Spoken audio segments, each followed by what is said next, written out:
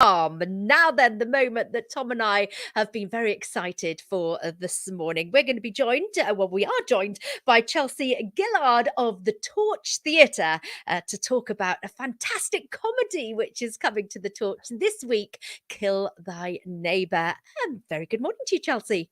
Good morning, Gina and Tom. Lovely to see you both. Chelsey, I got very excited when I was told that, oh, by the way, we're going to be interviewing about Kill Thy Neighbour, because the whole premise and the whole idea of this show just puts a bit of a smile on my face. And I'm sure that anyone who's local to Pembrokeshire will be thinking the same thing if you read about the reviews. Give us a bit of an overview, Chelsey, as to what Kill Thy Neighbour is all about. So, as you said, it's a comedy. It's also a thriller. So the audience are sat there kind of going, who did it? What happened? But also chuckling along the way. We meet a couple, Carol and Marion, who've lived in their house in a village in Pembrokeshire. It's a made-up village inspired by Cwmar Eglwys. And they are the last permanent residents of their village.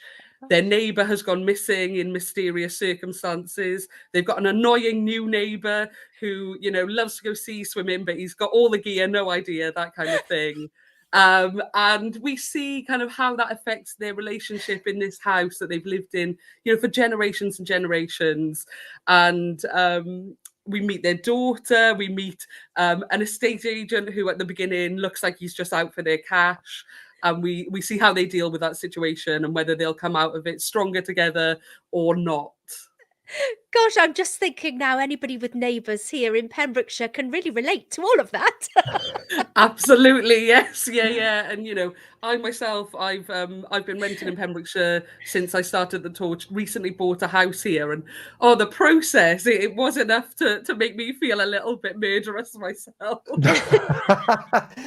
And it's been written by Lucy Lovett, and as you just mentioned there, the relatable characters abound. And I'm going to quickly jump to one particular point. You mentioned sea swimming there. You've actually got a special guest joining you one of the evenings. We do, yes, yeah. This Friday, we've got Sian Richardson, the founder of the Blue Tits Chill Swimmers. She's come in to do a post-show talk with me on Friday. I'm a very avid sea swimmer myself. I've got my dry robe, got my Crocs. So I'm really excited to talk to Sian a little bit more about something that is a real kind of icon of Pembrokeshire. Yeah. So this show, then, we meet these people, and the cast then is assembled. It's not a large cast, is it? It's a funny one because for new writing, which this is, it is actually a big cast. Starting a new show from scratch is an expensive process. So 5 actually is quite rare for a new play. But yeah, compared to a West End show, yes, it's a lovely bijou, small but perfectly formed cast. Yeah. And give us some insight as to who's going to be bringing these characters to life. Absolutely. So the central couple, Carol and Marion, are played by Victoria John and David Emir. So you might know David from a lot of Welsh language TV. There's been a couple of reviews commenting saying they're not used to seeing him perform in English. So that'll be a treat if you do know him. And Victoria, people might know, she's been on telly for years and years. She was in Little Britain. So she's kind of one of those faces that but you might not know from where. Their daughter, Seren, is played by the incredible Catherine Stewart, who was in Doctor Who for many years, and Torchwood. So again, a lovely familiar face. Then their next door neighbour is Gus Gordon. He was recently in the Neil Gaiman adaptation on Netflix. So he's really lovely as their lovely neighbour that they don't quite gel with at first. And then our estate agent is Jamie Redford, who is a recent graduate. He's just absolutely hilarious as this estate agent who secretly has a heart of gold. I love that. Calibre coming down for a new piece of writing all the way here in West Wales. You mentioned Doctor Who. I imagine there's a few Whovians around the place. It's worth going just to be like, I saw them. Yeah, in real life as well. In real life, up close and personal. Yeah. And of course, directed by me. Yes, Yay! by me. So, it'll be my 3rd show at the Torch. Those of you who maybe saw Private Lives last year, it's got a lot of that comedy that Private Lives had, but it's also a thriller, so it's very dark as well. Oh, excellent. Gina? So I was just going to say, so remind us of the dates when we can see this. Yeah, so it's on from this Wednesday. Oh, I'm sorry, I'm just going to scoot around. No, it's okay. I'm just in the staff room. It's on from this Wednesday until next Saturday. So it is a very short run at the Torch. So and this is the only chance to see it. It kind of won't pop up again with this cast. So it's Wednesday to Saturday the 4th. There are a couple of matinees in there on Wednesdays and Saturdays as well. And how can we get hold of tickets?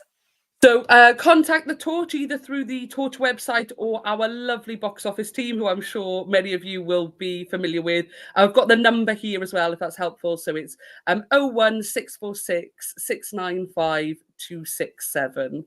And we will be very happy to help you out with tickets. Amazing. An opportunity to see, as you mentioned, some brand new writing right here at the Torch Theatre in Milford Haven. It's a wonderful opportunity to see something, and you never know where these new pieces will go. Absolutely. It's had such an extraordinary response from audiences up in Mold in North Wales. So it's in collaboration with Theatre Clwyd, and the national press, the local press have gotten really behind it. So you just don't know where it might go. And I'm really intrigued as to what a Pembrokeshire audience are going to make of it, because it's set in Pembrokeshire, it's about Pembrokeshire.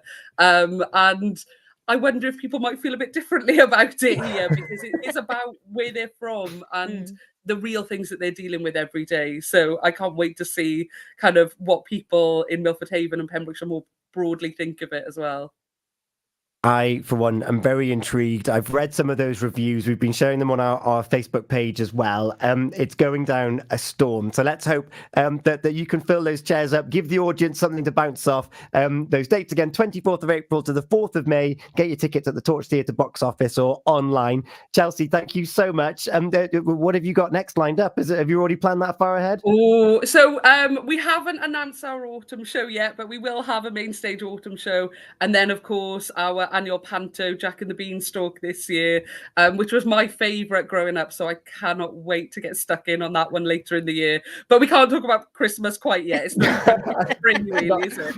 Not yet. It's only just getting sunny.